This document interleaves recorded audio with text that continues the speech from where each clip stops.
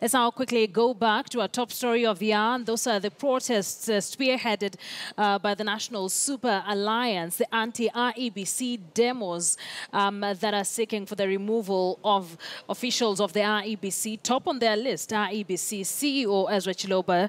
And we have seen those demos here in Nairobi outside the anniversary towers. They're still continuing, and in Kisumu as well. But this is not a new sight that Kenyans have been treated to.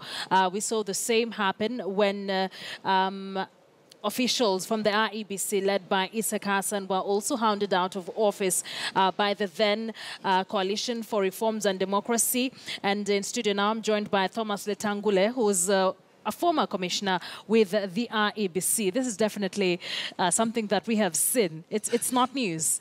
Your thoughts? Thank you, Akisa. Yes. I mean, it's unfortunate that the thing is playing out again, just like after 2013 elections. Again, we're back in the streets. The opposition is protesting again. It wants other people removed from the commission. It wants a lot of reforms within a short time. And therefore, it's a very unfortunate situation that we are facing as a country, that we are always going through a vicious cycle, as an ending cycle of trying to get it right. Yeah. I believe you've seen some of the concerns that NASA has raised and some of the demands they have on the IEBC, some similar with the demands they made when they were trying to get you and your colleagues out of office. Do you think they have valid concerns that they have raised so far? Well, you see, Akisa, the current demands have been precipitated by the ruling of the Supreme Court, which annulled the election. And as a result of the annulment of the election, it means, therefore, that the opposition, the NASA coalition, then raises some very valid, sometimes invalid also, concerns that you are saying, if the election has been annulled by the Supreme Court, then there must be reasons why that election was annulled. And therefore, we are demanding accountability from the officials who did this election. But in the process of doing that, they are putting in a lot of very unrealistic demands, if you ask me. I mean, if you want the very experienced electoral officials to be removed, and yet the election is less than a month away, that's a very unrealistic demand. If you want the supplier of certain very critical materials for this election to be, not to supply the materials, then what in essence you are saying is that let us postpone this election. Yet the law and even the ruling by the Supreme Court under Article 140 demands that we do this election within 60 days. We have spent the last 30 days of those 60 days not knowing what to do. The Electoral Commission has been fighting itself. The politicians have been fighting out there. Then we have been all waiting for the substantive ruling of the Supreme Court. A lot of time has been wasted. Now we have less than 30 days. And therefore, can we as a country afford to continue bickering in this critical time where we are seeing everything is coming to a standstill? No, I think it's unfair to the nation of Kenya by what these politicians are doing. They are too selfish. They are looking at themselves rather than looking at the bigger picture of the country. And so we must get people of reason to solve this issue. I don't think NASA's demands, as they are putting it now, are reasonable. They are not making reasonable demands. If you want to remove the CEO of the commission, within this short time, you want to remove certain officers, you want to remove a few commissioners. Where's the time to do that? The argument has been that by the virtue of the Supreme Court saying that there were irregularities and illegalities committed, it means that some people did something wrong, bungled this election. How do we trust them then to deliver a free, fair, and credible election? You see, the same Supreme Court judgment the NASA coalition is using, also said that we find no culpability for the IEBC official. In essence, they give them a clean bill of health. They said these officers are not to blame in any way. They actually said there were irregularities and illegalities. One of the reasons that I always find that judgment not good is because they were not specific as to what irregularities, what illegalities. They just amorphous, illegalities, irregularities. Now, they absolve the officers of the IEBC. So you cannot use the same judgment to say, I want so-and-so out, I want so-and-so out, because the Supreme Court itself did not find them any guilty. Yeah.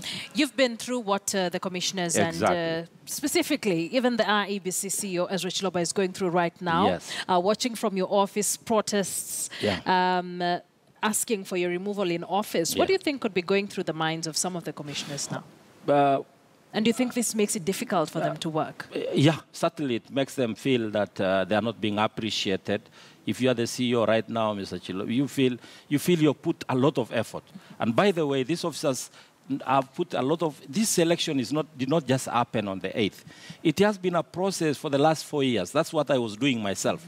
I just handed over the baton. And they have been doing this, preparing for this election of 8th of August.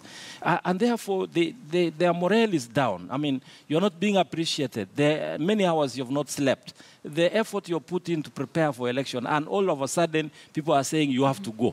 No reason. There is no reason why you're just saying some feeling that is not biased. It's biased. And so the morale is down. I could understand. But the bigger picture, and this is where I talk as an experienced person having gone through this, the bigger picture is the good of the nation. So I stand with them when they say no. I mean, when you're asking me to resign and without any substantial subsession, no, I will stay because I have a duty for this country. And I think so the bigger picture is for the IBC officials to stay calm, to do the work that they were told to do, and to remain focused in these remaining 30 days to deliver this election. So this means that you really think these demonstrations that begin today are unnecessary? Of course, they are not only unnecessary, they are disruptive. Yeah. If I were to advise the state, I think this election, this demonstration are uncalled for. First, because the demands they are putting are very unrealistic. The Constitution says elections should be done within 60 days. The Supreme Court said it must be done within 60 days.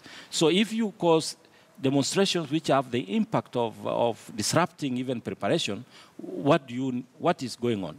What's going on is that you want to stop the elections from ongoing and bring in some crisis. Yeah. You talk about the morale of some of the officials from the IEBC, even the Secretariat, the commissioners as well as the Secretariat being down.